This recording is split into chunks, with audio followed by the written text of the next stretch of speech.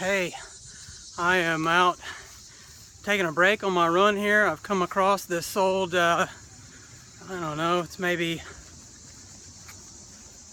I'm guessing at least 100-year-old cabin. And I'm reminded of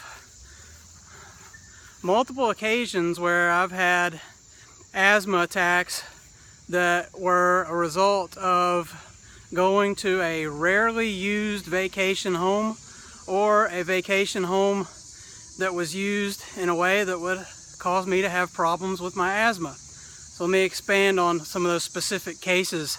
I can remember a family member who had a vacation home in the mountains that was rarely used, and every time I went there I had asthma attacks. I don't know what caused it. I was too young, but what I do know is that when I was inside that cabin I was getting sick, and when I was not inside that cabin I was not getting sick. So that tells me there was some kind of environmental trigger in there causing me a problem.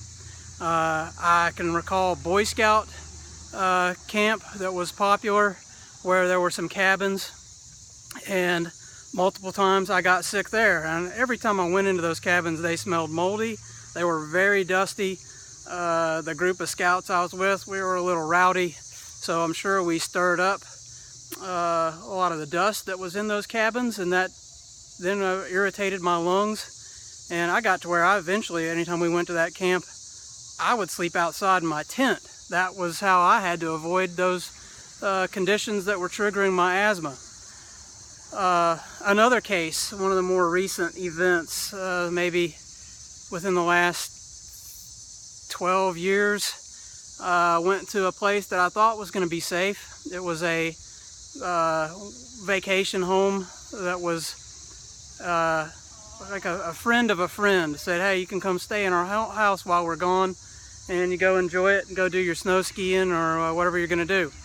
So we go there, and I got incredibly sick with an asthma attack, and I had to leave about 3 hours later. And I found out after we got there that the family that ordinarily lived there had dogs that lived in there full time, but when they left they took the dogs with them.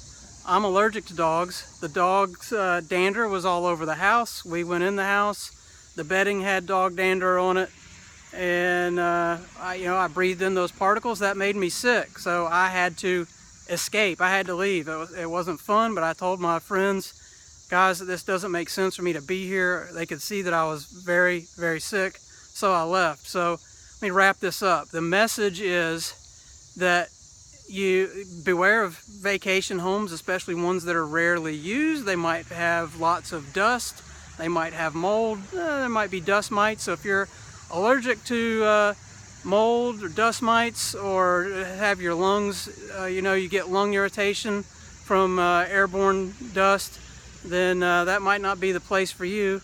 Or if you know that you're allergic to cats or dogs and you go to this place where those animals have been and spent a lot of time, then you want to avoid that place.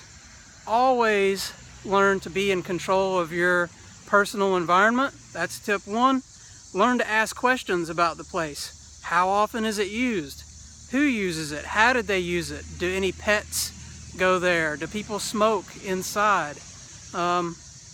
Start asking questions. Once you learn your triggers, you start learning what questions to ask, so that you can always be in control of your environment. And when you get to where you can be in more control, you can lead a more active life and continue practicing avoiding your triggers. I hope this helps.